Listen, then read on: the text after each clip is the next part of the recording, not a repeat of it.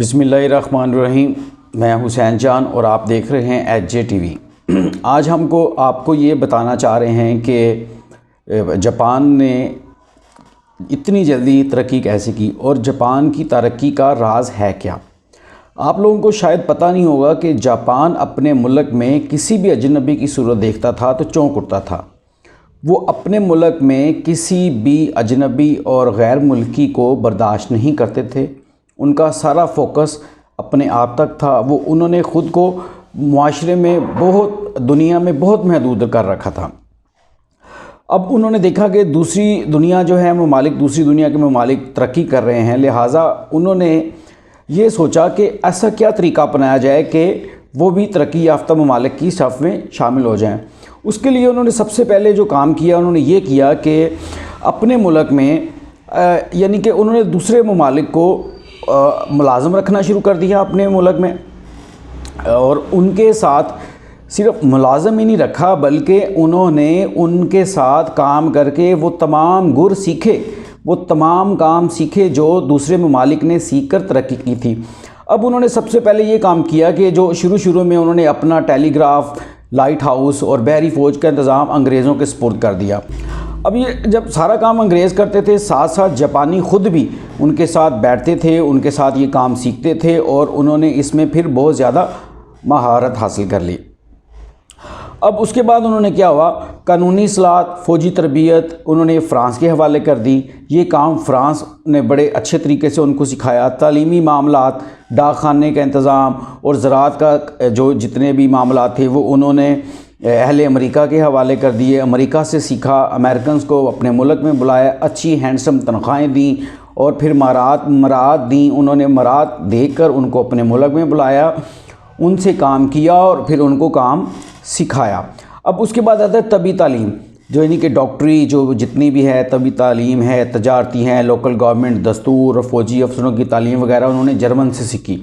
انہوں نے بہت سارے آپ لوگوں کو شاید یہ بھی علم نہیں ہوگا کہ جرمنی دنیا کا واحد ملک ایسا ہے جس کے سائنسدان پوری دنیا میں پھیلے ہوئے ہیں اور قابل ترین قوم میں ان کا شمار ہوتا ہے۔ اب یہ کام انہوں نے وہ جرمن لوگوں سے سیکھ لیا، ٹھیک ہے۔ سنگ تراشی بھی انہوں نے ان سے سیکھی اور پھر آہستہ آہستہ وہ اس کام میں ایکسپرٹ ہوتے چلے گئے۔ اب مطلب انہوں نے کام لیا اور خود سیکھا۔ ایسے میں ہوتا کیا ہے، یہ زمانہ تجربات کا آپ کو پتہ ہے، زمانہ ہے، لوگ نئے تجربے کرتے ہیں۔ ان میں سے بہت سے لوگوں کا اب آپ نے دیکھا ہوگا کہ جو مسلمان ہیں، جو برصغیر سے جو ہے وسط ایشیا سے نکلے، پوری دنیا میں انہوں نے حکومت کی، اس کے بعد وہ یورپ تک پھیلے۔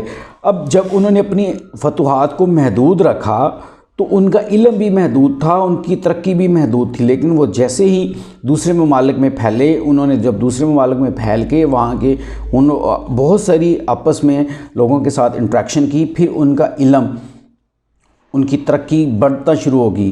اب ترقی اور علم بڑھنے کے ساتھ ساتھ انہوں نے لوگوں کو اپنے ساتھ انگیج کیا اور اس میں اپنی پرانی خوبیوں کو درست کیا اور ترقی کرتے چلے گئے۔ اب اسی طرح جاپان نے یہی کام کیا، دوسرے ممالک سے لوگوں کو بلایا، کام دیا، کام سیکھا، خود محنت کی، اتنی محنت کی کہ وہ جن لوگوں سے انہوں نے کام سیکھا ان سے بھی زیادہ ایکسپرٹ ہو گئے۔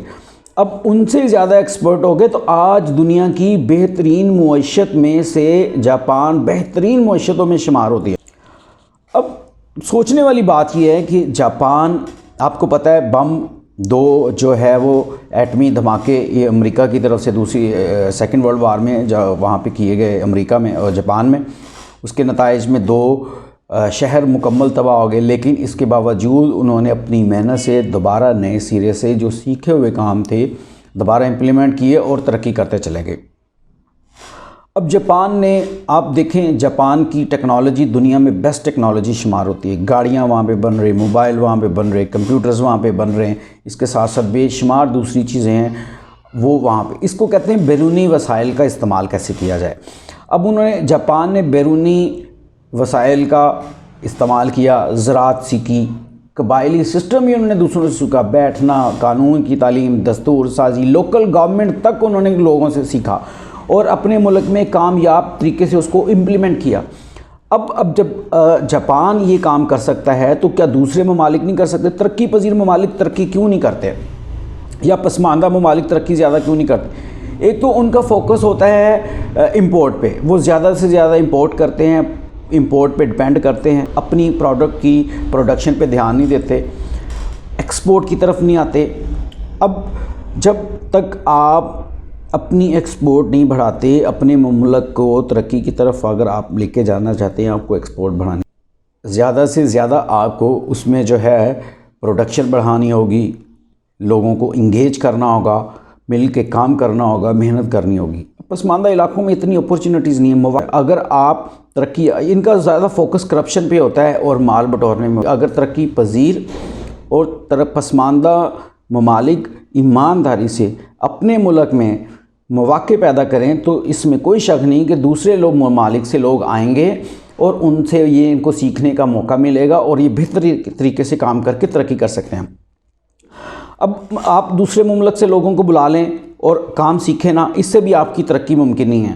اس کی بہترین مثال سعودی عرب سے لے لیں آپ۔ سعودی عرب نے پوری دنیا جہان کے ڈاکٹرز، انجینئر، سائنسدان اور پتہ نہیں کون کون سے لوگ اپنے ملک میں اکٹھے کر لیے، لیکن ان سے سیکھتے نہیں ہیں، وہ ان سے سیکھتے نہیں ہیں، ان کو کام پہ لگاتے ہیں، نوکریاں کرتے ہیں، خود گھروں میں بیٹھتے ہیں، سکون کرتے ہیں، سیکھنے کا عمل نہیں جاری رکھتے۔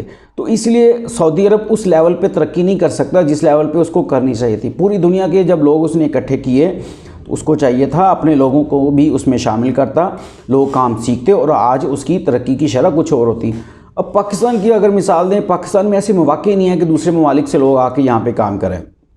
اس کے لیے موجودہ حکومت کو یہ چاہیے ہوگا کہ زیادہ سے زیادہ مواقع پیدا کرے تاکہ دیکھیں جاپان کے ماڈل کو آپ سامنے رکھ لیں۔ میں نے بتا دیا، انہوں نے زراعت سیکھی، انہوں نے فوج کے طریقہ کار سیکھا، افسروں کی تعلیم سیکھی، گورنمنٹ ایکٹ سیکھا، دستور سازی سیکھی، قبائلی سسٹم سیکھا، جرگہ سسٹم سیکھا، تب انہوں نے میڈیکل ایجوکیشن سب کچھ وہ باہر جا کے نہیں سیکھا، انہوں نے اپنے ملک میں لوگوں کو بلایا اور پھر ان سے سیکھا، ٹھیک ہے، اور پھر وہ ترقی کرتے چلے گئے۔ اسی طرح موجودہ گورنمنٹ کو بھی، پاکستان کی موجودہ گورنمنٹ کو بھی چاہیے کہ وہ یہاں پہ مواقع پیدا کریں، دوسرے ممالک سے ایکسپرٹ بلائیں، اپنے لوگوں کو انگیج کریں، میوچول انڈرسٹینڈنگ سے کام کریں اور سیکھیں۔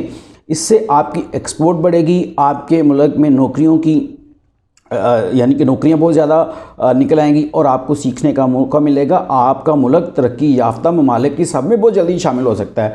لہٰذا میں گورنمنٹ سے اپیل کروں گا کہ زیادہ سے زیادہ مواقع پیدا کریں تاکہ زیادہ سے زیادہ ترقی ہو سکے۔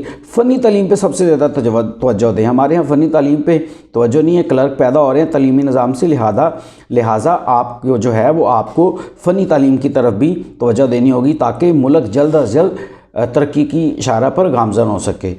تو میری آپ لوگوں سے گزارش ہے، ہمارے چینل کو سبسکرائب کیا کریں اور اس کو شیئر کیا کریں، ویڈیو لائک کیا کریں۔ ہم اس دوبارہ سلسلہ شروع کر دیا ہے، انشاءاللہ بہت جلد آپ کو اچھی اچھی ویڈیو ملیں گی۔ اس میں ہم ایجوکیشن ٹچ، کلچر، سپورٹس اور یہ ساری چیزیں شامل کریں گے۔ میں امید کرتا ہوں آپ کا دن اچھا گزرے گا۔ السلام علیکم۔